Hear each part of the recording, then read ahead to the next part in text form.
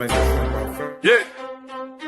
Cavalier mentality, I charge through every bracket. King on the court, LeBron legacy in my fabric. Ground when I'm grinding, dog pound in the trenches. Guardian at the gate, protecting all my riches. Cavs in my veins, championship parade route. Browns in the mud, fourth quarter, never doubt. Guardians of tradition, progressive, feel my temple. Training like I'm drafted, work ethic monumental. In the zone, can't stop my ascension in the zone. Discipline my weapon in the zone. Greatness by intention in the zone. This my resurrection in the soul.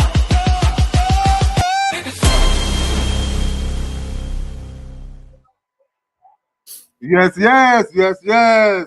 First of all, happy New Year to everybody. 2026 is here. It's the first year of the new year.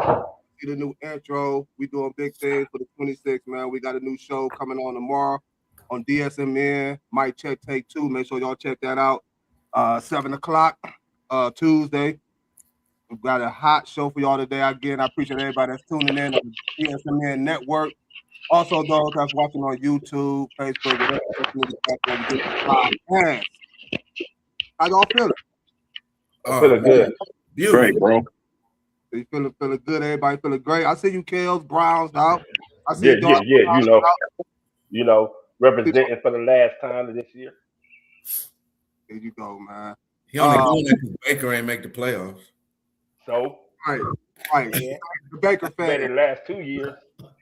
Well, we had it before I introduce everybody. You know why everybody's showing their little brown stuff on. We got the Panthers. I think that's the Panthers colors he got on. Yes, it is.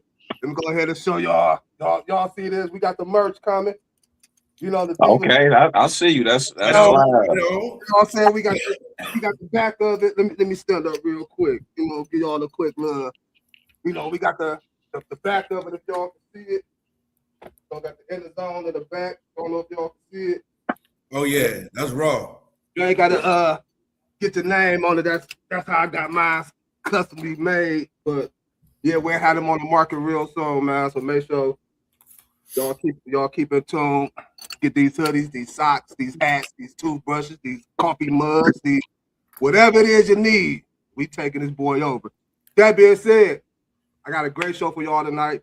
Got my man Kels Truth in the building. My top right, y'all left. We got my boy Dar, Cuzzo down right, y'all left.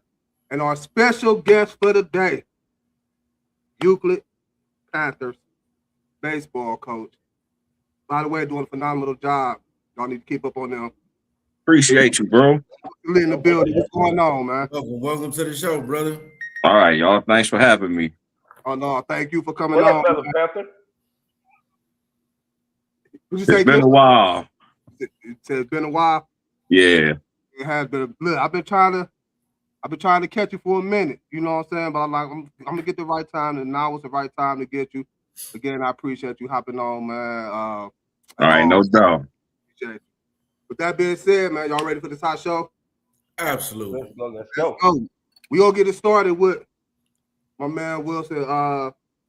Interview with him, man. Again, I appreciate you for coming on EnDaZone Sports on this Monday, taking your time out, doing what you were doing, the greatness with your presence. I'm just gonna get this started, man, by asking you this. First and foremost, I see what you do as far as being in the community. I see the walks you be having, the drives you be doing, the giveaways you be doing. You take pride in what you do. You don't find too many people like you to be doing what you are doing. So with that being said, I appreciate seeing you do that. I wish we had more out there like you doing what you're doing.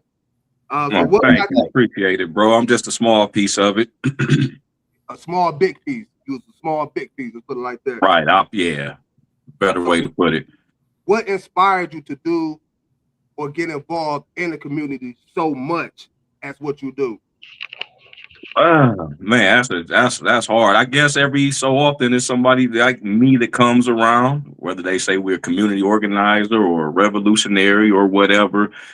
To me, it was a lot of the stuff that I was seeing go on in the city of East Cleveland, dating back to the mayor with the fiasco with the dressing and all that. And I said, man, our city really done went to dumps, man. Like, I'm sitting in my building looking at this on TV, like, man, we really need a change in this city. So about 2 years after that, somebody from the neighborhood, one of my bigger brothers from the neighborhood, actually started Oppressed People Nation. So when I found out who he was in person, you know, that just made it all the way comfortable for me to just jump on board with my brother and seeing the things that he was doing. And I mean, he was really active, man. I mean, he got a lot of people out of trouble, man. I mean, taking care of the community, man. It was like the Black Panthers all over again. So I was intrigued by it. And, you know, I like I said, I have to know this brother because I seen him on Hayden. And then, you know, come to find out this big bro all this time, man. And he just brought me aboard. And years later, here we are still. That's what's up, man. That's what's up. As much as you like doing what you doing, how has the community itself been receptive to you? I know I see you get a lot of love, you know what I'm saying? Like, but to hear you say it or come with your own words, how's the community really, like, how they, you know, feel about you, you know? I let the people talk. Like, just as what you give me props for, man, I just hear from certain people. You know, some people hate to like what you do anyway, man. Like, I don't really do it for that, man.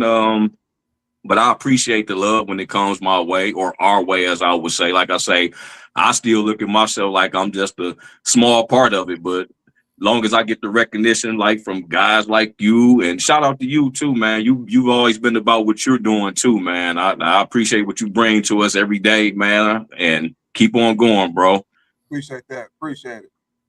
No, I ain't doing it alone. Like you know what I'm saying? I got my brothers here with me, Kels, Dar, you know, G, Peacock that had a hand in it. A lot of individuals. What up, Jew? Hey, what up, Juju? A lot of individuals. So I appreciate that coming from you as well. Dar, Kels, anything y'all want to ask them real quick before I move on to the next question? How long have you been Euclid Panther baseball coach? Well, for the boys league, I'm going into the 4th year this year. I'm only doing it because, you know, my son get down with it, man. And from an early age, I seen that he was already holding it back the right way. So I said, well, if he going to do this, I'm going to just get him all the way in while he's young. So he won't be scared of no balls coming his way because it's already kids pitching about 35, 40 in my group, man. So I wanted to start him out young with that. So, and he turned out to be pretty good at it. So I just kept him going, man. And as far as me being with it, like outside of my son, man, it's a lot of other guys that seem like they depend on me to be this guy now. So outside of just be coaching my son, I got 9, 10 other guys, man. So as a whole, it's important, man. But I'm really in it to get my son together as far as he want to take it. But like I say, I ain't snatch him out of it now because he's too good at it. That's what's up, man. At least you're out there doing it with him. Again, I see a lot of your posts you put up. I done seen, you know, I guess you could say some of the practice days y'all been having. I see you holding the bat, you know, throwing pitches at them. So it's good to see that you really is involved in the growth and, you know, of your son and the sport that he loved to play. Before you go real quick, Dar, before we get to like the sports side of it from you, looking at what you got going on as far as, again, what you do in the community and the response you get and the love you get, and you see the generation of kids now, what is it one thing, if it's one thing you could tell them, what would you tell the younger generation coming up now? Hey, man, listen and pay attention, man, because the people that's probably trying to school you on the stuff that you think you know, they already done been through it, man. Absolutely. I tell my kids all the time, look, I'm y'all cheat sheet. Y'all ain't got to do nothing stupid. I already failed them tests for y'all. Right. So, you got a question for him, Dar? Oh, absolutely. So, I was a baseball player myself. What position? But I played every position except pitcher and catcher. Hey, don't nobody like that catcher, do they? Don't nobody like that catcher, man. I understand. Between that and the hot spot, which is what, third base, man. Shortstop. That was the hottest spot. Hey, first ain't no joke either. Sometimes them balls coming straight at first. Oh, yeah. Right. I think third base is the funniest one out of all of them. But my question is, with your son being in the sport and you seeing the youth, our young brothers, right, Right. get more involved in the baseball, and you see the major league and where is that now with predominantly Hispanic or Latino Americans or Latin Americans and stuff like that. What do you envision I'm sure your son, the sky is beyond the limit. You know what I'm saying? We shooting for the moon, but like the team itself, like the young brothers that's on the team that's playing with him, because I didn't have a lot of development outside of just going to practice, Right. batting Neither cages, did stuff like that. myself. It was a lot of opportunities that wasn't available to me or in our age bracket, like parents going out to batting cages and stuff like that. So is that a component that you bring to the table, you bring with you, and how far do you see the young men's skill set that's on your team take off with this? Hey, honestly, all 10 of them, bro, I believe that the sky the limit for them. But like you say, far as with our community with baseball, I say this, man, like it's kind of they try to make it expensive for our kids to play baseball. So I get it.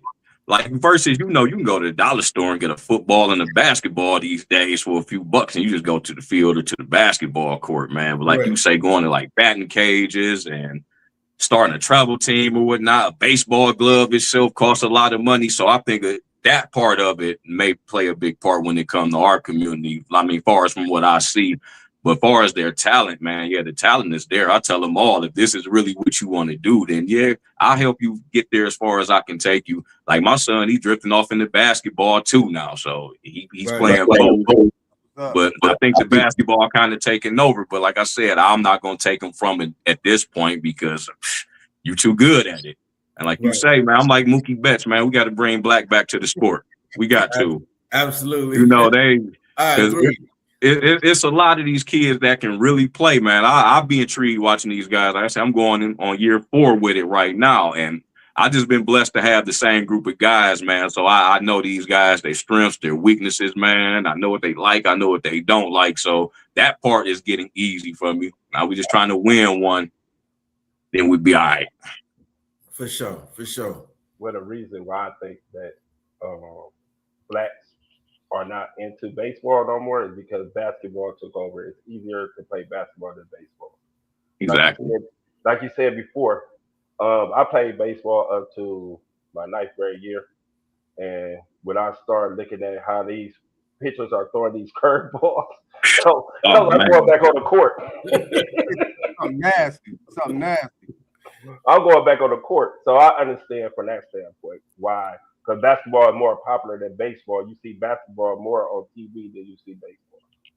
It's more attractive with ours, Yeah, it's crazy though because the Plain Dealer had their own league up at DuPont that I used to play in when I was like 8-9 years old, and it's crazy that completely went away. Like by the time I was 13, because now Power 6 Sims, Power 6 Sims Raiders, football is everybody want to play football, but I think the more well-rounded our children become, the more they'll understand that each sport that they play helps in their development with all the sports. So it's kind of like an unlimited training for them. I tell my son right now I take him to Raw Talent, and we have he made the 707. But I also told him, he played for St. Ed's, but he played DB. But I told him, I said, hey, work out with the track team. Track will help you get get from a 4.6 to a 4.3 in fast. Yeah. Be one of the only 16, 17-year-olds running a 4.3. So, you become more marketable. But at the same time, all sports, just just being able to be out there and give our children something else to do. I appreciate you, brother.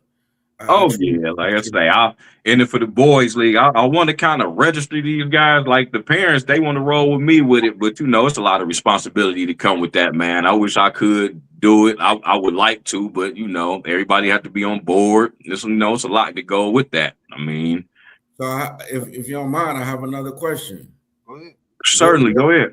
What do you feel you need support wise to take it to another level? Yeah.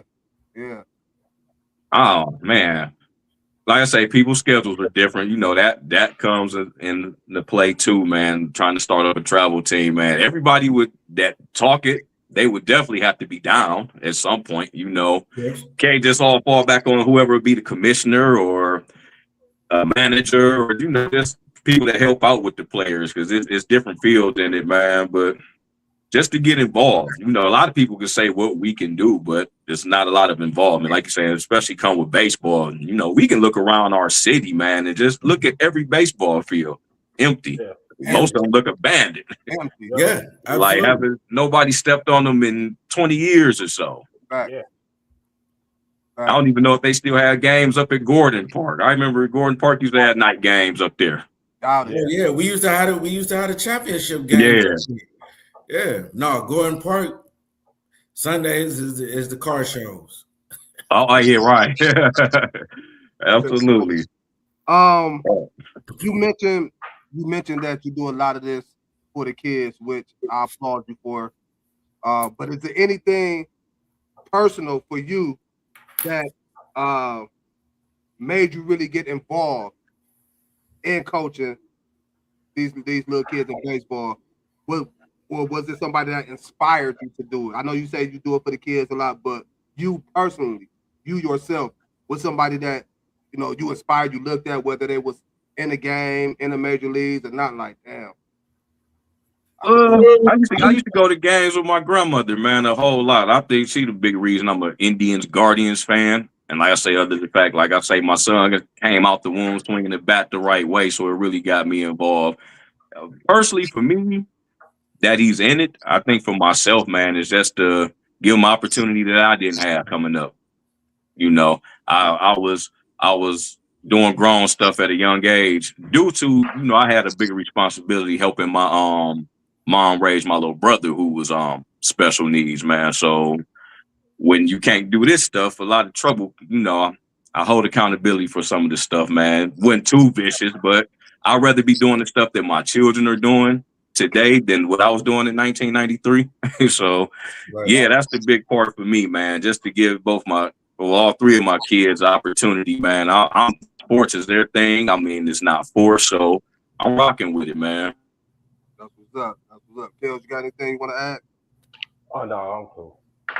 Huh? No. You said you've been doing this. You said for 5 years now. Is your 5th, 6th season? Baseball? No, we entering the 4th season. 4th season, and each year y'all done got better. Y'all reach a certain goal y'all may set at the beginning of the season, and y'all may hit that goal. This season coming up, you mentioned championship. You want to win that whole thing. What is your expectations for your team this year, this upcoming season? Like I tell them guys, hey man, they gotta want it, and then they don't get me out there to pitch some of the innings. So it's all kid on kid this year. So I got a few guys that I know that'll give it a challenge, man. I'm just wanting to do their best, man. Like you say, every year has been a step better. Like last year we went to the divisional round. This year we actually got to the World Series. Just makes me upset because we beat this team 3 times, twice this year and all last year. We get to the World Series and they beat us. So that one with that left the sour taste in all our mouths, man, because we know we could have beat them guys, but like I salute them. It was a good game. I seen some of your we gonna say little rats. You know what I'm saying? Like it's the coaching to do that to you. Yeah, it will. I get it. I understand. But yeah, man, shout out to you and your team, man. Again, I see y'all year after year. I see you on social media. I read what you say and see some of the videos and see the accomplishments, man. And I just want to tell you again, you're doing a great job, not just in the community, but a great job with these kids, man. Keep it up. Keep it up. Appreciate you, bro. Appreciate it. Little do you know, it means a lot to them. You know what I'm saying? To the kids. It means a lot. Most definitely. What you are doing with them and for them. And again, just keep it up, man. I applaud you. Absolutely. Man, and get that championship this year, man. We want to call championship winning. We going to get that this year, man, for sure. What age groups? I don't mean to cut you off, Spivey, but what age group? No, we moving up. We 9-10 this year. Okay. So y'all, it's a different game, but great ages for development. Yes. Yeah. Back. You went through the motions, so you'll win it this year. I appreciate that. That's what we shooting for. Absolutely. Keep us informed of the schedule so we come check out the games. Definitely gonna. Okay, I got y'all. I just want to tell all three of y'all because this is the last time I was on this show, and it was you two with Spivey, man. Keep going, man. I love what y'all do. Even when I'm at work, I see y'all on. I just had y'all. I'm listening, man. I'm always in the building, man. When I catch you, bro, like I say, one love from me to you, man. Way back from way park to now, man. This always been you. Yes. And keep it 100, man. I appreciate that, man. Always, man. Appreciate it, man. But hey, man, this is all my cousin, man. My cousin and Kels, man. They invited me, to come on and don't get Kels right that's how it's supposed to be. Hey, the teamwork make it happen, man. Teamwork make the game work, man. I just had to throw that at Kels, man. Kels like Scotty's sister. Hey, Scotty did his part though, right? Hey, that's what I'm saying. That's all I want to do is my part. Said Scotty did his part. Scotty did his part. Before I let you get up out of here, man, you a Browns fan. You have a lot that you say and feel about the Browns and what's been going on. The boy, Kevin Stefanski, been relieved of his duties today. Do you think that was the right call for the Browns, or how you feeling about that fire? Hey, the Browns been a big mystery since '99, man. I you know what? I've been hard on them, and maybe because it was the Bengals yesterday. He actually coached a good game yesterday, man. But we don't get caught in the notions. Like, I think it's time to move on from him, though, especially if you want Shedeur Sanders to be the quarterback, because them two not seeing eye to eye, man. It's plain as day, man. Like, he don't want no involvement with him. So right now, I'm taking Shedeur over Stefanski. He is the future, man. Just got to build around him, man. It's crazy. It's crazy. You just said that they're at odds. But it's more of a personal situation. For sure, yeah. But he throws little jabs in. He got to. He a man. He human. Well, but no. This is deeply rooted. So yeah, it's all about his pops.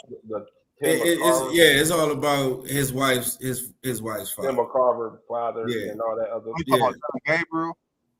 No, I'm talking about what happened when Deion threw that bucket of ice on her father. man, that's too deep. I don't believe in that. It could possibly be. Hey, people can't. Hey, if it's not that incident, it's definitely tied around his dad, though. Oh, I mean, they definitely taking it out on him because of who his father is, man, which is unfortunate and unfair, but the world we live in. Oh yeah, I mean we seen it with Bronny. I mean, two powerful men, two powerful black men in two different sports have their children in the draft. Yeah, and Deion multiple children. So, and Deion was arrogant. Deion was confident. Deion was everything. Back in the day. So of course, the target been on his back ever since he came into the league, and it just followed him. He's a very, very blessed and well-positioned man, and that's the type of father I always wanted to type of emulate to my children, especially if I was to be in that position. Right. That's why I keep going with mine, man. With the questions y'all asked me earlier, man, because I know the sky the limit for them. Oh yeah. Sky's the limit. And there's going to be a lot of people that don't want to see him get there. Hey, Oh, of course. can't let them individuals stop the movement and stop the Oh, absolutely not. for what you're doing, man. Again, man, I appreciate you for giving us your time today. Let us know what's going on in your world and what you're doing, community wise and for the baseball team wise, man, and just you in general. I appreciate you, man. Keep up what you're doing. Hopefully we can have more. You know, even myself, I'm not gonna lie. You know what I'm saying? I again, like I said, I applaud you because I can't say I can't. I would say, don't say you can't. You're right. I want to be a coach. How do you get into the coaching? But a lot of things you do, I wish, you know what I'm saying, that I could gather myself to do because it's good what you're doing. You can. And you're right, I can. But I got to get there, you know, mentally for that. You know what I'm saying? Like, mentally for it. But it can be done, as you said. He like Jordan. Jordan can't be. How about this, man? I'm gonna make you a deal like Apollo Creed did Rocky. You owe me a favor, man. Got you. Listen. All right, bet that. You call, you need something, man. Like I'm here. That's my word. You know what I'm saying? Like I got. I appreciate that. I know you sincere. I hold you to that, bro. You got me too. I got you. You got us all. You got the whole. I got the whole EnDaZone Sports. That's what's happening. Absolutely. Yes, a man, family, man. You got us, man. Like so, like it's people like you that we do need to support more. I appreciate you for noticing, bro. Listen, I may be quiet about it, but I know what to look out for. I see it. I hear things, and man. And again, and sometimes I got to be careful, man. Like I say, now that I'm in another light with the coaching, man, you know, so I try to keep it at PG these days. So, but same call, same fight, man. Love y'all, brothers, man. Love you too, my brother. Love you too, man. Keep up the great work, coach. All right, you too. Yeah, y'all. That's Euclid Panthers coach Wilson Lee in the building, man. Appreciate it, man. We appreciate you. All right, salute y'all. Yes, sir. Anytime, man, you want to come on, let me know, or I need to reach out. I'm gonna reach out to you, man. You stay safe, my brother. Stay blessed, and just keep up the good work, man. Appreciate you. All right, y'all too, and Happy New Year. Happy New Year. Yes, sir. That was Euclid Panthers coach Wilson Lee, man. Y'all make sure y'all follow him on social media at Real Not Popular TV. That's the thing going on, Real Not Popular TV, man. Support that movement as well. Support him, and support what he do, man. Shout out to him. That being said, man, we got a lot more we about to get into. We gonna continue this Browns conversation.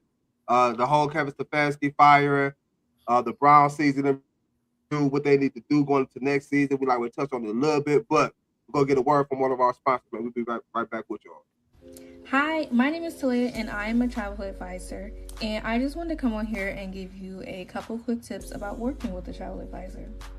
So the biggest question that everyone always has is, how much does it cost to work with a travel advisor? It doesn't cost you anything. Working with a travel advisor is free. Traveling is already expensive as it is, so you don't have to worry about coming out of your pocket for extra money to pay for a travel advisor. We get paid in other ways, so you don't have to worry about that. 2, a lot of people think it's easier for them to just plan their own trips, which may be true. But we have access to different deals and perks that are not available to the public, so it makes it a little bit better to work with a travel advisor. You'll get more bang for your buck. And 3, if you're not a planner, then working with a travel advisor will probably be the best thing that you can do for yourself. I can help you create an entire itinerary that will make your trip very smooth. And don't worry, I can help you book whatever kind of trip you desire.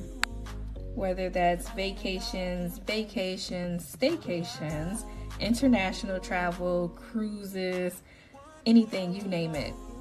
I'm going to put all of my information right here so you don't have to worry about getting in contact with me. So what are you waiting for? Contact me so I can help you book your dream vacation. Yes, sir. Yes, sir. Shout out to Leah Travels, man. Again, Y'all ready to travel? Get your booking on and get your living and your traveling on. Hey, before we go any further, man, Kels, I want to give a shout out to you, man. I want to give a shout out to you, Kels. I know I give you a lot of flack. I give you a lot of flack, my brother. Sometimes deserving, but it's cool. But you've been on your shit lately, man. You've been on your shit lately. And I just want to applaud you for that, man. Again, like I always tell you, I could tell you privately, man. I could tell you in public, man. I be on you for a reason. You know what I'm saying? Yeah, I know. And it's all for a good cause, man. So shout out to Kels, man. Continue. You know, you're doing cool today, man. Shout out to Kels, man. Shout out to Kels. Man, keep it up. But we're gonna continue this Browns talk. We touched on it. We start touching on it a little bit. But let me get your thoughts, Kels. Dar, we're gonna start with the play of Shedeur Sanders this year. You know, y'all, we touched on that could possibly be why Kevin Stefanski has been relieved of his duties. But give me your thoughts on how you felt Shedeur did since taking over as the starting quarterback. As we put some of these comments up here. Taking over. What's up, JD? Taking over after the Dylan Gabriel debacle and injury. I felt like Shedeur was a little bit more prepared. He wasn't as prepared. They didn't prepare him in the offseason. It doesn't seem, right? So I think Stefanski caught a lot of flack behind that because we wanted, or ownership and Barry wanted Shedeur to get prepared so that in the event that he had the opportunity to play, he could play at it at a high level. Our offensive line was completely dissipated and non-existent for the majority of the last few games of the season that he played. I think he played 7 games? Played 7. 6 or 7 games. So I mean, that said, what up with it? I think Shedeur played way above. I'm not gonna say way above expectations, but above expectations. He was able to get out there and win us a couple of games. Clip that. With even with going through everything he went through this season, he stayed humble. He stayed prayed up. I mean, he's just a man of God, man, and you don't see that in sports, man. You just don't. And a man of his caliber, coming from, his cloth and his family and, their legacy, that's a lot of pressure. That could be a lot of pressure for somebody. I just felt like Shedeur is on the right track. I feel like we got a diamond in the rough in the draft, especially with the 5th pick. In the 5th, pick in the 5th round rather. But we got a 6th round. We got the 6th pick in this year's draft, right? We got the 6th pick in this draft, yeah. Yeah, okay. But we got him in the 5th round, right? No, we got him in the 5th round. So getting him in the 5th round, we traded up for him. We didn't lose with picking him up. I do believe Dylan Gabriel was a wasted pick. We could have picked Shedeur a little higher. We could have picked Shedeur a little higher. It just is what it is. But I believe that's why Stefanski's out of here. I would have liked to see what we were able to do next year with a full offseason with Shedeur getting prepared. But hey, the powers that be, the ownership, they getting prepared to build a new stadium, and hey, they need all hands on deck. Kels, you look like you gave the finger, you smiled, you got something you want to say. Kels got something you want to say. No, he do. Look. He even went like this. He said, "No, because all right, Shedeur played expected as a rookie. He played well. At times, he showed his rookie ways. Of course, but he still played well enough to get another opportunity. What I'm mad about is this: why in the heck Barry picked Gabriel 3rd and then moved up to pick Shedeur when they already knew Shedeur was better than Gabriel? I asked that last year. This the thing I don't understand. It caused too much controversy and within the locker room and within the coaching staff. Correct. You splitting them up. One Yep. coach wanted Daniel Gabriel, the other coach wanted Shador. Yep. As a GM, you pick who you want to pick. You know what I'm saying? Then you bring in Flacco, you bring in Kenny Pickett, and I told everybody they was gonna trade him. Told everybody they was gonna trade him. You did. You For the did. simple fact, for the simple Call, fact, good call, Kills. Good call. for the simple fact, you try to. I'm gonna use a word that's 5 year-old tongue. You try to be too cute. Look at you learning. Look at you learning. What up, Donna? So I knew what they were trying to do. I'm gonna cut you off, Kills. I'm gonna cut you off. But let me properly introduce her. You know what I'm saying? See, Kills like to hide a lot of things. Like I didn't know. You know what I'm saying? What was going on? I didn't know. But now that I know, found out. Let's give it up to Kills, man. Kills about to be a married man in a minute, man. What? Oh man, congratulations, Cam. Congratulations. All right, that's why. Kills, man. That's why I'm a humble man right now. Look, we're getting you together. Let's say that. Let's say that. What up? But no, that's the reason why Stefanski was put in this position, and that's the reason why I felt like Shador didn't get the proper reps that he deserved. Because I'm trying to see, but Kale's trying to turn that leaf. Go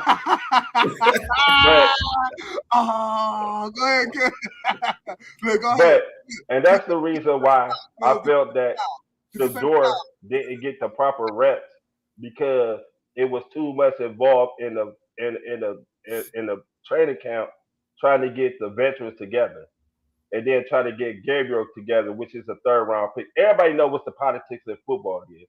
You get pick ahead of person, you gonna play. But everybody knew that Shador was talented enough to play, to be the quarterback. So I give him props. I was telling everybody that once you get your opportunity, you make them know that you that man, and he did. So with that said, Shador did a great job. Unfortunately, it didn't come in with wins, and the offensive line was all messed up. But Shador did a great job, and I hope that the Browns and Andrew Berry understood what they got and do not mess this draft up. Yeah, we all in agreement today with the whole Shador thing. I'm not mad at Shador play at all, considering his first game, how he looked on the first game he got in, replaced Dylan Gabriel up until yesterday's game. It's some things that he could work on, of course. He's a rookie quarterback, of course. We knew that even coming into the season, even if he was named the starter, a very good chance. But we knew some things he had to work on, holding on the ball too long. Which he improved upon. He sure did. He improved upon it. And, as running quarterbacks, so you got the tendency when that clock run out in your head, because you're only getting, as a quarterback, on average, 2 seconds? 2.5 seconds, maybe? Yeah, 2 to 3. If you're Aaron Rodgers, it's 1 second. Hey, listen, we ain't going to count Aaron Rodgers against, all that happened because he played the Browns last week and he ain't want to give up that sack to Myles Garrett. So soon he said hike, he got rid of that bitch. He ain't give Phil who he's throwing it to. Nope. He didn't care. Hike, get it out my hands. I'm not getting sacked by him. But I applaud Shador. As you touched on, Dar, he handled a lot of things great this year, considering all the scrutiny that was coming his way. Absolutely. And they baited him. They was trying to bait him so much in these post-game interviews, even trying to throw Stefanski under the bus. But he still didn't do it. And that shows a lot from your rookie quarterback. It shows one word: class. Class. Facts. And that's what Deion represents. Class. I can't say it enough. I'm proud of that young man. Gotta give it to him. No, man, he all over. You know, as soon as he got to Cleveland, man, he was all over the camps, man, and uh, the football camps and stuff like that for different players and stuff like that. He was showing up and showing out and having giveaways and stuff like that. You I know, think immediately jumped into the community aspect of it once he got here. Yeah. And I mean that means a lot. Yeah. I think he finally realized what's the word I'm looking for? Realize that what go ahead. That what Shador? Yeah. He finally realized. I think he finally realized that his opportunity came when he stood, when he knew that all he had to do was put his head down and his talent would show. One thing about coaches knows this: you come to work, you work your butt off, your talent will show out. His talent was showing out in practice. Everybody was seeing how he was doing in practice. Coaches see that. Coaches see that. But unfortunately, the politics of football, everybody know this. If you pick ahead of that person, regardless of your talent, you're going to play. It's unfortunate. So what they did, so what I feel is though, Stefanski let Gabriel do what he do, and he hung himself. And then it was time for Shador to come in, and Shador showed his talent because he stood 2 toes down. If nobody wanted to stay out for practice, he went out and practiced by himself. And that's what you're supposed to do to show your talent. And when your opportunity comes, bam, there you go. Now the Browns can't do nothing but say, we got to give this young man a chance. So we're gonna fire the coach that didn't give him a chance. I just hope that before we move forward, I just hope the next guy they bring in keep Jim Schwartz as the offensive defensive coordinator. Defensive coordinator. Yeah. Bring in an offensive minded coach. Yes, a young one. If you look at our offense, we drafted Harold Fanning Jr., athletic pass catcher. We see what he could do while healthy. You got Quinshawn Junkins, along with Dylan Sampson, right? Dr. Sampson, and Shador, which I feel like whatever coach coming here should definitely give him that opportunity because he deserved it to be the Browns starting quarterback opening day next season, which I'm tired of having different quarterbacks at opening day every other season. But we'll have another one this year. And it's gonna be Shador. So whoever that coach is, I hope it's an offensive-minded coach that could utilize that talent. Oh, I know how you feel, Dor. I know you want to see. I know. And look, the last time we had a defensive coordinator as a head coach that was big name was who? Greg Williams. If you want to say Mario Cornell. Okay, he was before Greg Williams. No, we can't knock Cornell. But what he did, what he did for the Patriots defense, and what he did for the Browns. Yeah, he kept us in that 3-4. You can't knock that. But I know the new coach will be smart to keep Jim Schwartz the defense coordinator. What's up, Shannon? But long time. Let me just answer that question real quick. And that's the reason why I don't want Jim Schwartz as a coordinator, because then that take away from his specialty, the defense. Once you're a head coach, you can't concentrate on the defense. You got to focus on everything. You got to focus on everything. That's why Eddie Reed get all that props, because he can do both. Matt LaFleur can do both. Coaches like that got to be a talented coach to do things like that. Jim Schwartz tried that in Detroit, and he had some good years, but he failed because he didn't allocate the different type of duties that need to be a coach. To answer your question, JD, what they're going to do with Watson, I don't think Watson is going to ever see another snap in Cleveland, a down in Cleveland. I think somehow, some way, they try to figure out a way to get out from up under Deshaun Watson. Even though it's a lot of money will be involved in that, but I think they're going to, you said that again. I think they're going to figure out a way though, even if they got to eat whatever it is they got to eat. So I think Deshaun Watson days as a Browns quarterback is done, unless and I can't see them keeping him as a backup quarterback, getting paid what he's I getting?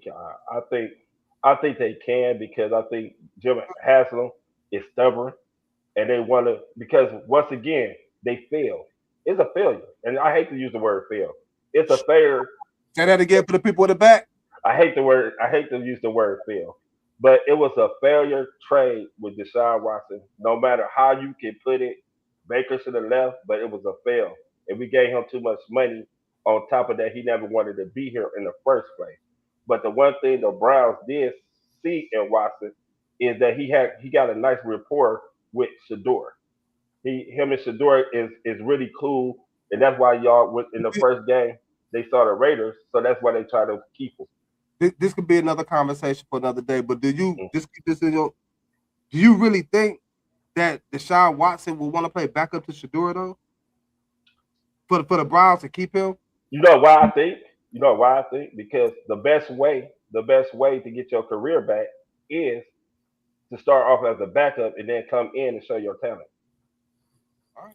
So, you know what, Kels? I don't say this much, but you're right. But I kind of agree with you. I kind of agree with you. A new year, and look at Kels. Look at Kels already. Hey man, well, I'm not gonna pump. Hey man, I'm not gonna pump Kels' head up too much because then he gonna get sideways. I know. He's gonna be talking back to Kels. Right? But real talk, Kels, you on to something right there. However, with Deshaun Watson owed another $46 million in his last contract, with if we cut him, he count that's about $80 million against the cap. Nobody else is gonna go pick up that contract. He's stuck here. I'm sorry to say. So with that said, Watson stuck here. Him and Shador is gonna compete. Shador is gonna win it out per popularity, and he's gonna sit back and get his bread. And he's gonna be the backup to Shador. Dylan Gabriel gone. We don't need you. Man, he can't even throw a 10-yard pass in a flat. And you know what's crazy? And Kels, this must be your day. The first show of the new year, this must be your day. Because I want to apologize to you. Oh, hell. What's going on? Yeah. I want to apologize. Hey, man, hell freezing over right now. I tell you that. Because Kel's been saying ever since Deshaun Watson came back, that even that very first game, the way he was throwing the football, Kels was saying he just ain't looking, he ain't got no velocities on the ball. He just ain't looking right. And me, the only time I was defending Deshaun Watson, but Kels was right the whole time. And speaking on what you just said, Dar, that's what made me say Kels is right. You know what I'm saying? Deshaun Watson can't throw I was really talking about Dylan Gabriel, but I mean, it's evidence. It's in the game. He threw two of them. No, I ain't got no fever, man. It's just again, we heckle Kels a lot. Hey, Spivey, you feeling all right over there? Yeah, I'm good. You know what? It was the drink. It was the drink. No, but Kels was calling that though. Every since I came back, so absolutely that Dar. Kudos to Kels. You know what I'm saying? He called that, but again, we'll see. Me personally, I think Deshaun Watson won't play another down in Cleveland. If they do keep him on the team, barring the injury, he won't see. He not playing quarterback no more for Cleveland. I'm hoping they can just get off his contract. Sometimes in life you got to eat. I get it, but sometimes in life you gotta eat things up, and you just gotta suck it up. You gotta suck it up. You gotta fix it up, Buttercup. And I think in this situation with the Browns, that's just something they got to do. They realize, as you said, Kels, it was a dumbass contract. It was as my man Shannon said, it was the fleece of the year. Yeah, the drinking that cup. Yeah, the drinking that cup. It was the fleece of the year.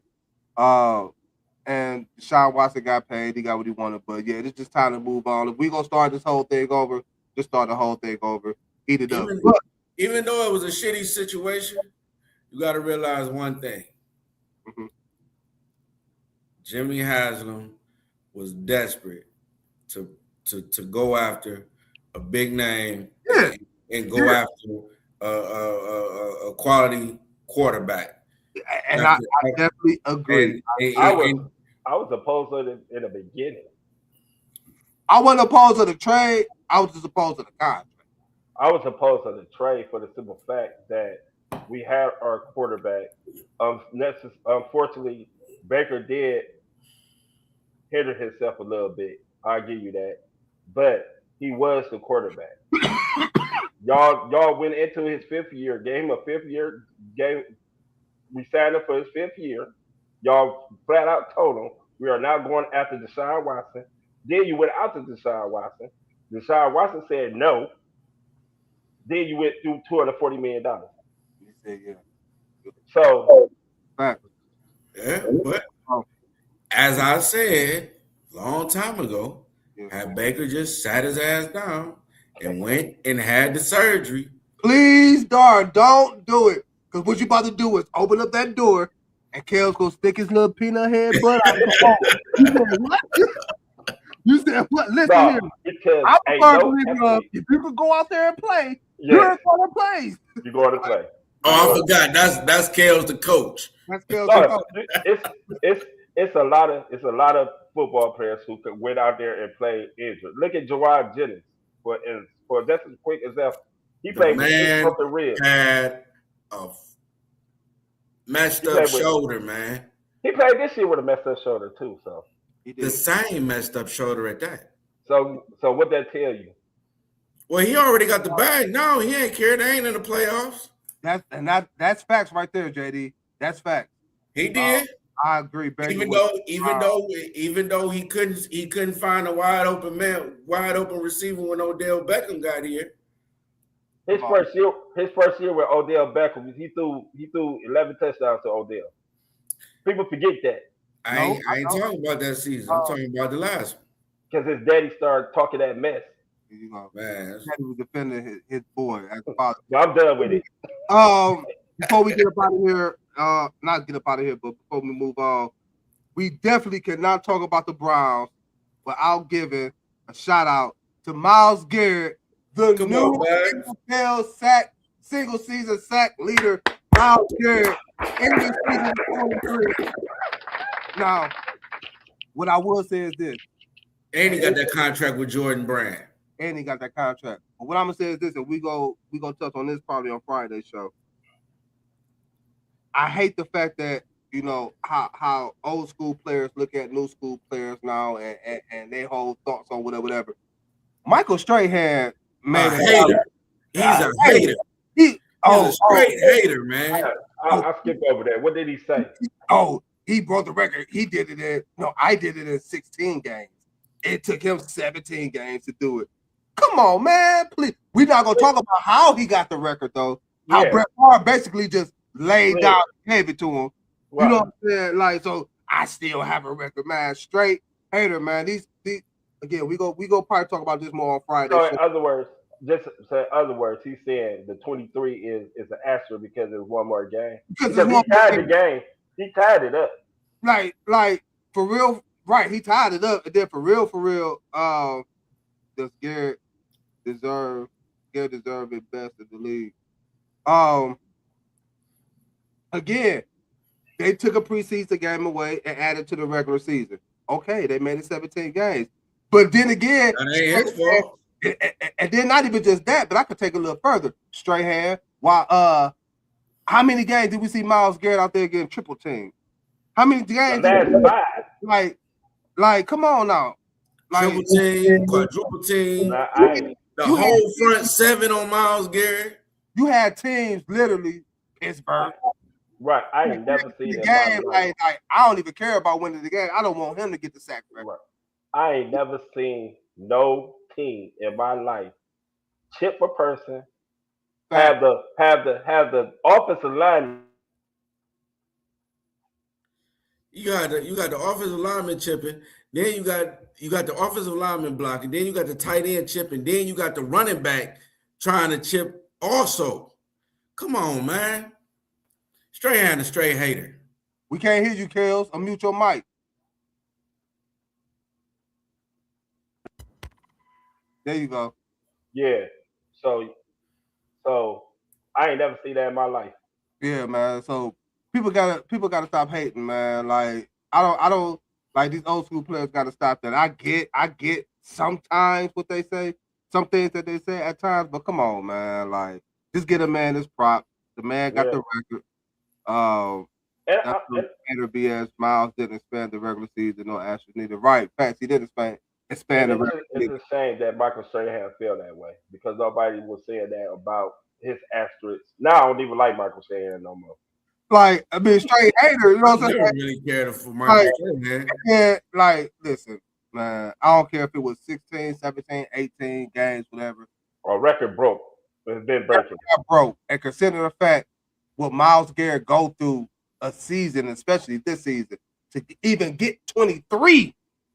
Mm-hmm. The way teams was game planning on him to try to take him off the game, like, it's crazy, man. But shout out to Myles Garrett, man, a Cleveland Brown, the new NFL single season sack leader, Myles Garrett. Let's get it, man. Fuck what the haters say. Let's get it. The NFL playoffs is set. The Browns not in it, but we got wild card weekend coming up. We got in the NFC the Packers versus the Bears, the Niners versus the Eagles, the Rams versus the Panthers, with the Seahawks having a bye week. What wild card game this weekend is most intriguing to you all? Dar, start with you. To me, I would have to say the Packers and Bears. Oh my! No. Reason being, this Caleb Williams' first playoff game. Facts. You know what I'm saying? A new regime, new head coach. So I'm eager to see what they do. By yourself, Packers Bears too.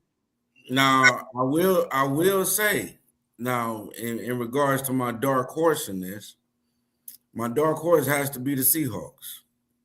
How? What you mean how? They're the number one rated team. I see. I knew you was about to say that.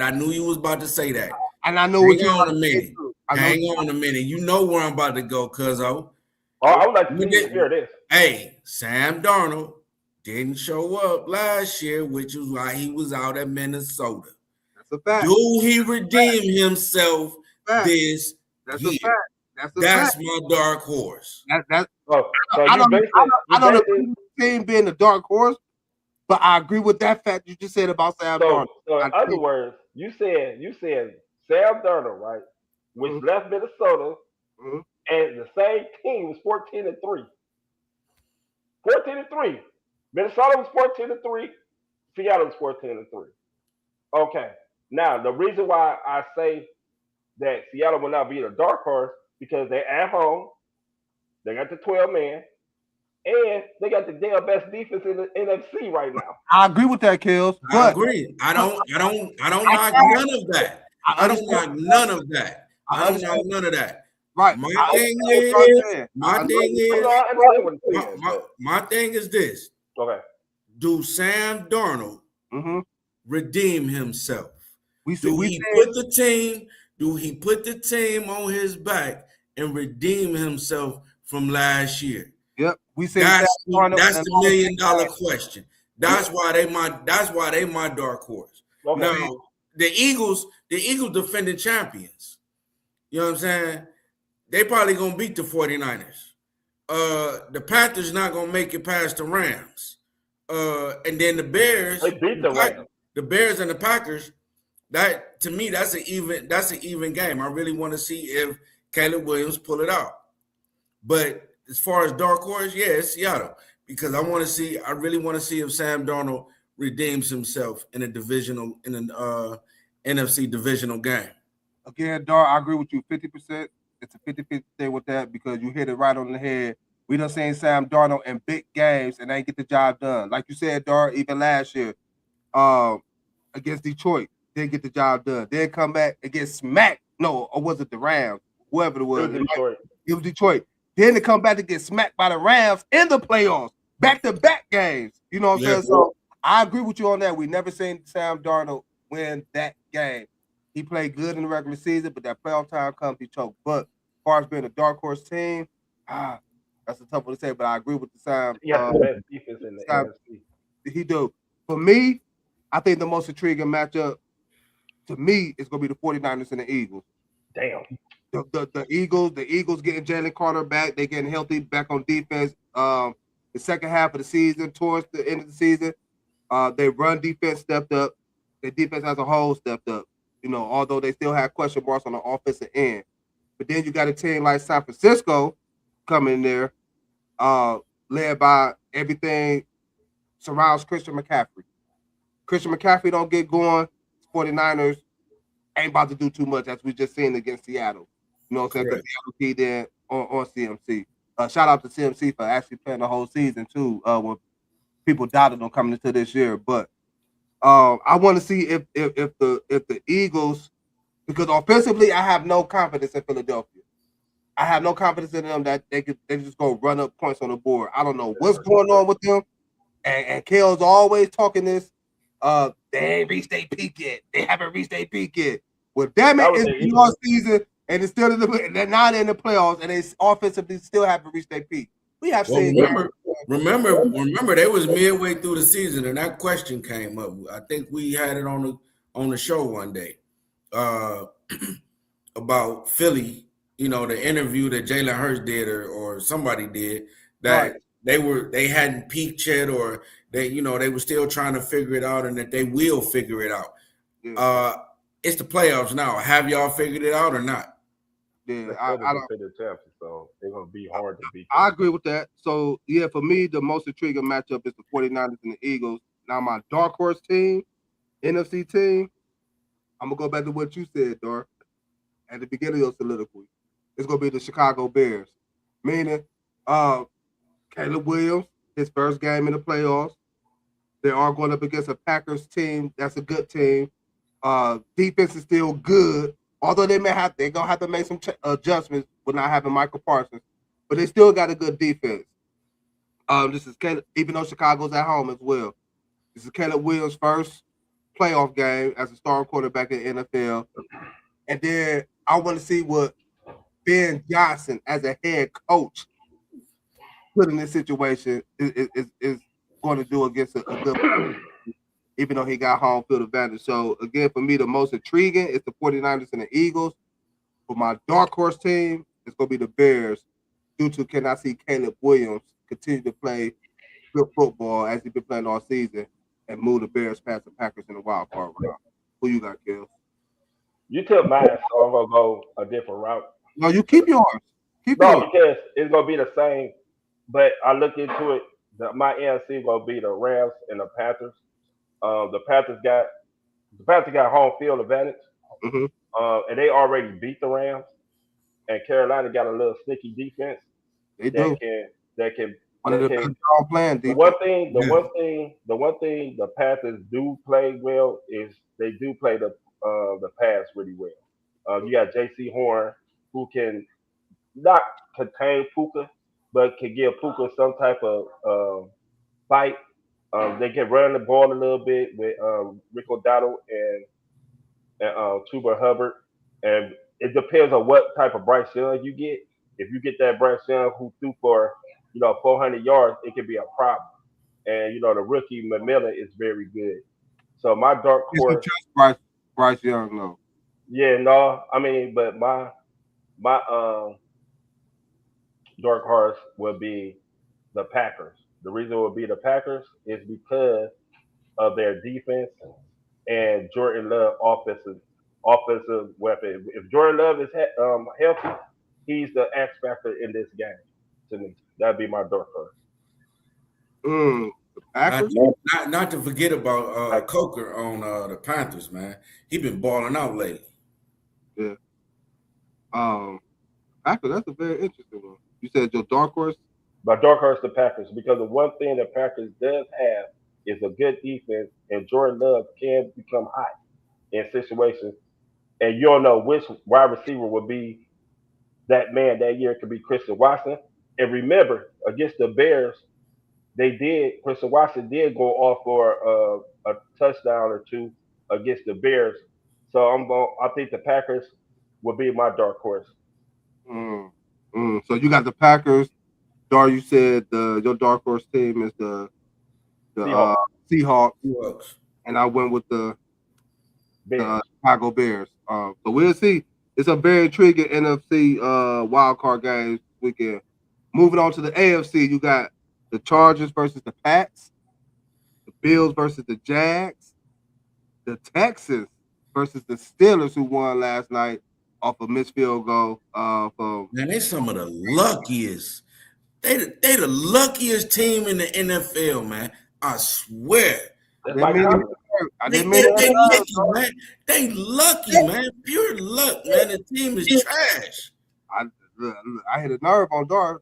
Let me let you calm down for a minute. He said the luckiest team, but I feel you though. But Kels, what AFC wild card matchup is the most intriguing? And give me your AFC dark horse team. The most intriguing is the Bills and the Jags to me. Let's see how Josh Allen played away from, not Orchard Park, but Bill Stadium. And let's see how they run a game going against the Jags defense, because that's the Jags' strength. And the Bills' defensive strength is passing. And Trevor Lawrence been doing really well in the last 8 games. So last 8 games, he been averaging over 251 passing yards, 2.5 touchdowns a game in the last 8 since they lost to the Texans, and they won their division. So that's why they got this home game. But let's see what the Bills, Josh Allen got to put on that Superman suit, because he'll have no wide receivers that consistently can play. That's good. So we'll see the Bills run offense against the Jazz defense, rushing wise, and then the Jazz passing against the Bills passing defense. So, and my dark horse, ironically, I was gonna take the Broncos, but I can't be biased because they the number 1 seed, so I can't be like, why, but I have my reason. But it's also the Jazz. Took that fantasy money.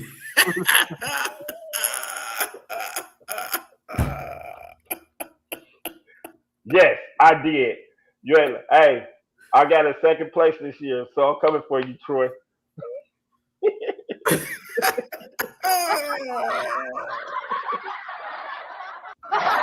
So yeah, I'm going with the Jazz because they are playing right now. And they picking. No, hold on. I ain't about to let you slip with this one. How the hell can the Denver Broncos? Never mind. No, okay. You know what? The reason why? Okay, I want to tell you why the Broncos can be the dark horse, because nobody in the AFC thought the Broncos could be either the number 1 seed or win the division. Stop it. That's blasphemy. And it sure is. That's blasphemy. Coming to this season, the Chiefs been out of it. The Raiders ain't never showed up. The Chargers always choke. So who's left? Well, hold up. Not even that, because we came into the season and Kels was talking about the. Yes, he was. Winning the AFC West. And they did. So they gonna be the Kels. Stop it, man. Yeah, he took. Hey, Kels took that money and did a whole lot of things with that fantasy money, man. Trying to get more smarter on motherfuckers. Look at him, the damn Broncos. But he done enrolled in school and everything, man. Hey, money changed you. Look, it changed your ass. I see. Hey, change the shit out of Kels. I agree with you though, Kels. I think the Bills and the Jaguars, to me, will be one of the most intriguing AFC wildcard game, based off a lot of things you already said. Buffalo coming to the game, one of the top teams rushing the football, led by James Cook and Josh Allen, and the Jags, who are one of the best teams against the run in the NFL. And Trevor Lawrence is playing great football right now over the course of what, 4 weeks, 5 weeks now? The last 8 weeks of the, 8 weeks. of the season, he's He been playing well since he's the, been playing since the good Houston football. Texans game. And Josh Allen, and I look at it like this: Josh Allen should be playing free. What I mean by free is he ain't got to worry about Kansas City no more. That was the only thing that was the only thing stopping them. Stopping Josh Allen, Lamar, and whoever in the AFC. Now that they're gone, really Buffalo. The Buffalo had 2 chances where they had a chance to beat them in the playoffs. On and Kansas City won on some bull crap. So he could play free. He ain't got to worry about seeing Patrick Mahomes and whether he's on the road. Because I do trust Josh Allen on the road. I trust Josh on the road or at home. But again, it's gonna come down to, can Jacksonville stop Buffalo's run game, and how much of a Superman that Josh Allen got to be. So that's, again, I agree with you, Kels, for my intriguing wild card matchup. And my dark horse team, I'm gonna go with the Houston Texans. That's a good one. They started the season with 0-3, 0-4. Defense was playing good, but CJ Stroud missed a couple of games. He wasn't playing well neither. Nico Collins missed a game or two early in that stretch, and they just wasn't playing well offensively. But their defense was immaculate all season. Right. I can't say nothing bad about it. They got the best defense in the league. But I want to see if that offensive line for the Texans can play well enough to give CJ Stroud some time to get the ball into the hands of Nico Collins, Jaden Higgins, Dalton Schultz, and if Woody Marks can run the football effectively, because I believe in their defense. I think their defense is going to, can carry them. Their defense can actually carry them to the AFC Championship game. For real. Right. But can their offense complement what their defense could give? So that's why I'm picking the Texans as my AFC dark horse team. Go ahead, Dark. I think we all kind of agree that the Bills and the Jags is going to be the most intriguing game. And you're right, both of y'all right, actually, because it's all about how much. It's not so much as what the Jags can and can't do against the Bills, even though they're at home and they've been hot, right? Trevor Lawrence has been known to choke in the playoffs. So he's looking for some redemption, of course. But the Bills have a slick run game. They have some receivers if Josh Allen could get the ball to him. If he gets some time to get the ball to him, they have some wide receivers that could stretch the field and they some speedsters. Shakir, you got Brandon Cooks that went off the other game not too long ago. I think it was not last game, but the second to last game, he went off. And he was just coming from, they picked him up from I think New Orleans. Who? New Orleans are cutting Brandon Cooks. Used to play for Dallas. Yep. And then, they still got Josh Palmer, and they've been utilizing him here and there. And but in my mind, for the one reason you just said, cuz the Bills is my dark horse. Josh Allen, you don't have nothing to worry about when it comes to Patrick Mahomes. So you should be able to play real free. And in all honesty, they have not played consistently in all 3 facets on the road. They played better at home during the season, but they haven't played their best football in all 3 facets on the road. So I'm eager to see what they're going to do against the Jags. Like I said, Trevor Lawrence, he's known to choke. I don't. If they make it past the Bills, then I'll give them some props. But they've been known to choke, and Bills defense got a little hot lately. I'm not sure if they got a few people back or They secondary, but it seemed like they just tightened up their defense over the last few games, especially after they beat the Patriots. They passing defense is better than they run defense. You can run over the You Bills. can run the ball. Oh yeah, You cannot pass on the Bills for some type of reason. Why? Christian Bedford and all and Javarius White to Davis White is playing really well back there. But you can run on them. So I look forward to see what Travis Etienne gonna do, how he gonna run, and Tootin gonna be. But if Buffalo do get past the Jazz, it's gonna be very interesting to see this AFC, how this AFC gonna turn out. I'm trying to Because tell y'all, keep an eye out on Houston in that defense, man. And again, if that offense can either complement their defense a little bit, they're gonna be all right. Before we get up out of here, man, we got 2 more words from our last 2 promotional ads, man. Then I gotta get y'all last two questions and get y'all thoughts on the Cavs and y'all thoughts on Old State. That being said, we'll be right back, y'all. What's good, y'all? It's your boy Spivey. Reminding y'all to tune in every Monday and Friday, 7 p.m. for EnDaZone Sports on DSMN Network. That's the Davis Spivey Media Network. Also available on YouTube at EnDaZone Sports. Come kick it with the crew as we talk, debate about what's going on in the world of sports today, plus more.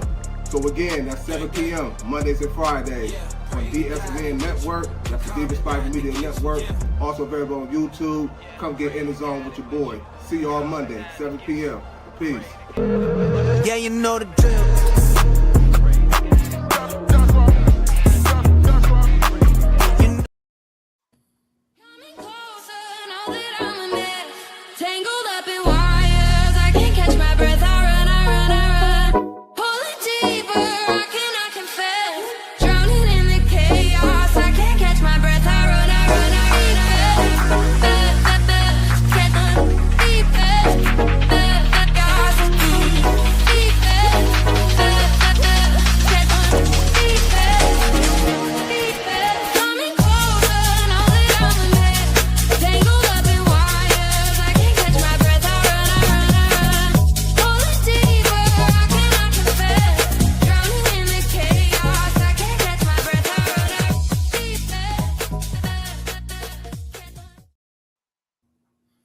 Yes, yo, big shout out. Big shout out to Dave. Big shout out to Autumn and big shout out to you, Cuzzo, man. Y'all putting it down on for this 2026, man. I appreciate that, man. We had the championship though, but it's okay. You say what? Dar. What?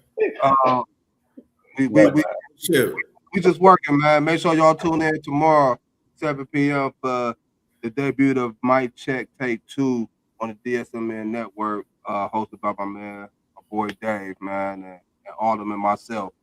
With that being said, before I let y'all get up out of here, man, let me get y'all thoughts real quick. The Cavaliers 10-10, and 5-5 in their last 10 games. There's Garland. I guess you could say he's getting better. I'm just gonna keep it like that. But we still like 8th in the East. Kels, you say the season don't start for you until Christmas. After Christmas, Yep. It's January 1st. Season starts. Real quick, is the Cavaliers gonna turn this boy around? Yes. When Max Strus come back and Sam Merrill. I did like how the offense was looking when Sam Merrill was there. You pointed it out. The 3-point shooting was better. The floor was spaced better. But again, it's after Christmas. Can we turn this shit around, man? Yes. And get back to playing? We just got smacked by Detroit. We lost by 4. We got smacked by Detroit. We get smacked. We got smacked by Detroit. No, but we lost. You say yes, and you feel like it's happening with Massachusetts come back. Dar. Yes. If they're turning this around. Ooh. No. Ooh. I don't know. Ooh. I don't know. Ooh. Here's why I don't know. Ooh, talk to me. We're in consistent. Right. We have no identity yet. And this is the same damn squad pretty much from last year. So you missing the key. Minus Matt Strus with an addition of Lonzo Ball. Okay, hold up. You All right, man. said, He did make a three. No, He did make a three. I saw. No, you said you see, Carl, you be contradicting yourself sometimes. First, you said we don't need Isaac. You're like, what Isaac gonna do? You was happy with Ball got here at first. Now, was you? I just didn't want. Listen, man. All right, politician, come on. Isaac Okoro cannot shoot the three.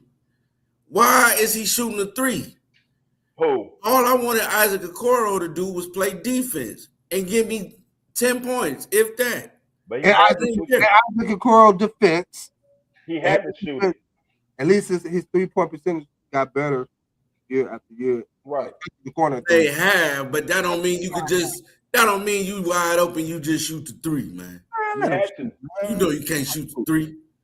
Anyway, okay, so Ball come along. Look, bro, I've never been a fan of the Balls. Lonzo, LaJello, LaMelo, whatever. I've never been a fan of neither one of them. So I didn't even see the point of bringing Lonzo Ball. I did understand the fact that we needed another point guard to bring up the ball, so it wouldn't be all on Donovan Mitchell. I did understand that that component. However, shout out to Mike. We're injured. We are inconsistent, and we're a mess right now. We're a mess. We have no identity. Last year, when the coach first came on, y'all said give him a chance, right? Gave him a chance. I was completely impressed. We ran the ball the whole season.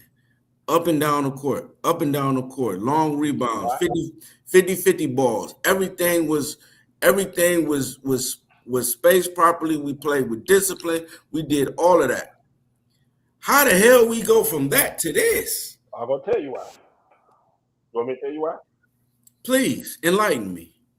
Strus ain't there. Now got injured. Garden started off the year injured. Mobley got injured, and they are not passing the ball like they was last year. And on top of that, the bench is not playing like they did last year, so I can give Mitchell and Garland time off so they can rest. Once Strus come back, I'm telling y'all this. Once Strus come back, you're going to see the ball move more slowly than what you see now. You ain't going to see the ball stick as much because the one thing Strus does do and Sam Merrill does do, they pass the ball out quickly and they move. You don't see no type of motion in the office right now because everybody looking at Donovan Mitchell. Correct. And we playing LeBron ISO ball. Right. The only two black playmakers we got on our team to either create any type of shot is Garland and Mitchell right now. You have Garland and Mitchell is the only one who can create. The only one who can get their own basket. And nobody else on that team right now can get their own basket. Once Strus come in and the ball is flowing a little bit more, you will see a better pass, and then you can set your rotation up as is. Now you can move Jalen Tyson to the bench and bring him along with DeAndre Hunter, and there go your two scorers off the bench with Alonzo. First of all, Kels, why haven't we decided to run the ball through the offense through Mobley and Allen in the paint? We don't get no in the paint nothing, right? We're not getting no in the paint nothing right now. We're not getting rebounds. We're not getting offensive rebounds. We're not getting defensive rebounds. All we want to do is come down and shoot the three. There's no spacing. Nobody don't respect no shooters out there. and everybody clogging in. If you watch every team play defense, they crawling it because we don't have other than Mitchell and Garland, we don't have no other body to.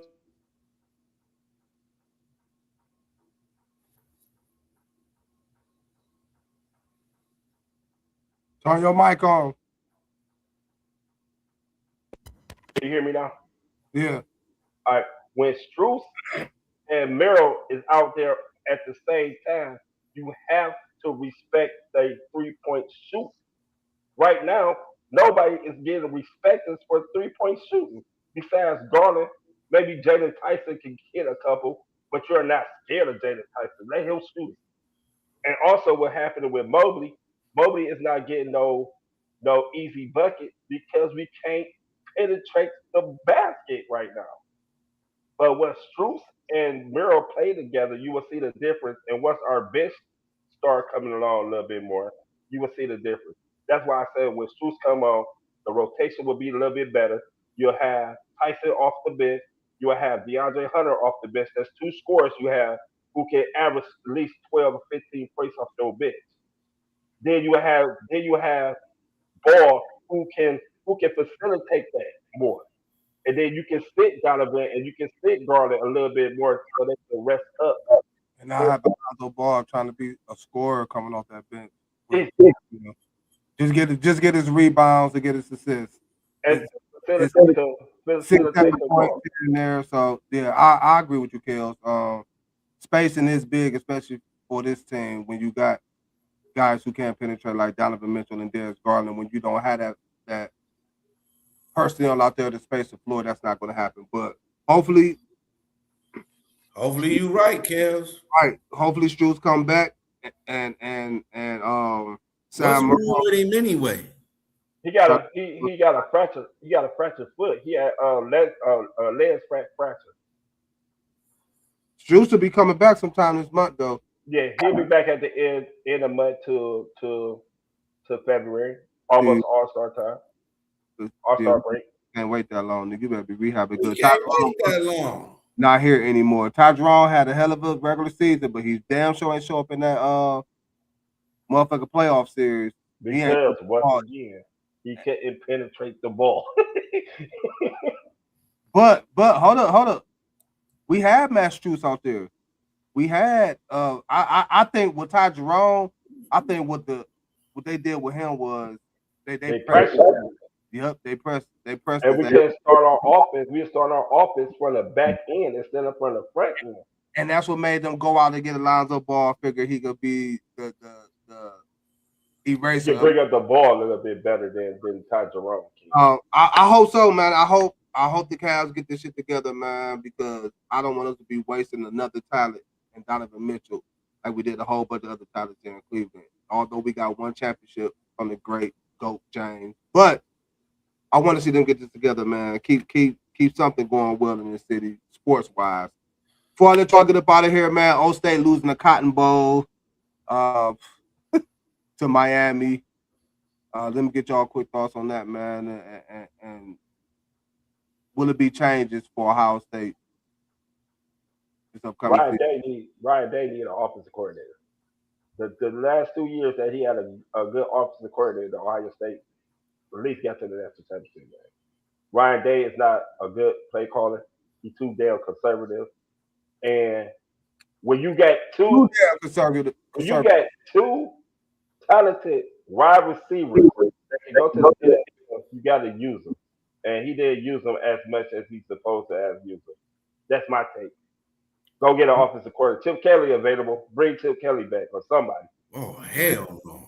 And they won a national championship with Chip Kelly. They sure did. Go ahead, Gar. First of all, Jeremiah Smith gone on the transfer portal. Who? Jeremiah Smith ain't go to no damn transfer portal. What was I reading today? Yeah, one of the receivers went into the transfer portal. It was Jeremiah Smith. I want to say it was, but I could be wrong. Man, that'd have popped up in every aspect of the world. Check it out. I would have led off with that. quite a few players left in the transfer portal. And one Jeremiah Smith. I'm gonna say this. As much as I love O State, I didn't expect O State to repeat. Here's why. We won last year, and if you go back over the last 20 years, they gun for us. ACC, Alabama, all those guys, they gun for us. SEC and ACC. Why we had all ACC referees at the game beats me. Why couldn't they be neutral? I don't understand it. Anyway, refs? Huh? Combo. You blaming that loss on the refs? I'm sorry. Are you blaming that loss on the refs? No, I'm blaming the loss on our team not being able to produce any points in the first half. We were shut out.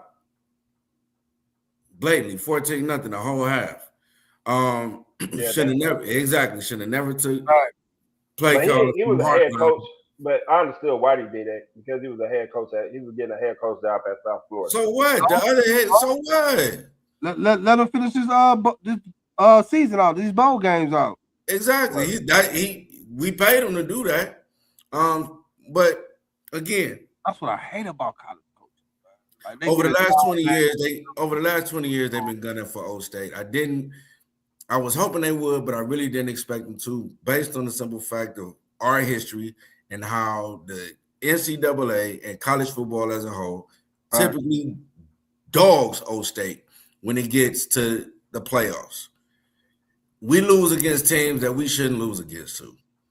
Miami being one of them. And it's a shame. But I don't think Ryan Day be here. I really don't think any major changes need to be made except bringing in a true offensive coordinator. I guess I am not a Chip Kelly fan, but if we won with him, why not? Well, Kels, again, this is your lucky day. I agree with you 100%. Ryan Day, get you a goddamn offensive coordinator. You just can't get the job done. And I agree with Simp as well. Miami just came out and just dogged us. They wanted it more. They played like they wanted it more. This week's referees crews to make in an even playing field in these ball games. The Big Ten crew ref the Georgia Ole Miss game. No, what I'm saying, it was also in the Cotton Bowl, so it was probably down to ACC territory. Yeah. But who knows, man? Like, if Ryan Day willing to bring in another offensive coordinator, or he's gonna have to. I mean, I agree, he's gonna have to. But he's gonna have to for recruiting purposes. Again, like you said, Kels, you got two dog ass receivers out there. You got to get them the ball more than what they was doing. Jeremiah Smith was cooking on brother. Cooking. And that field goal really didn't help us neither. That missed field goal, the momentum switched after that missed field goal. Cooking. But, we ain't get it this year. Yeah. We'll be back. OHIO all day. With that being said, man, great show, fellas. A longer show than expected, but hey, I'm down for the call. Sometimes you gotta make audibles. Great show. Dart, always appreciate you. Kels, always appreciate you. Appreciate everybody that tuned in. That's need and a must. Facts.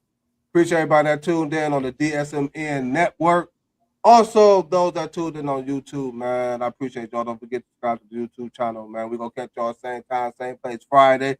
But for between now and there, y'all stay safe, be blessed. Like I've been saying, keep it positive, keep it productive.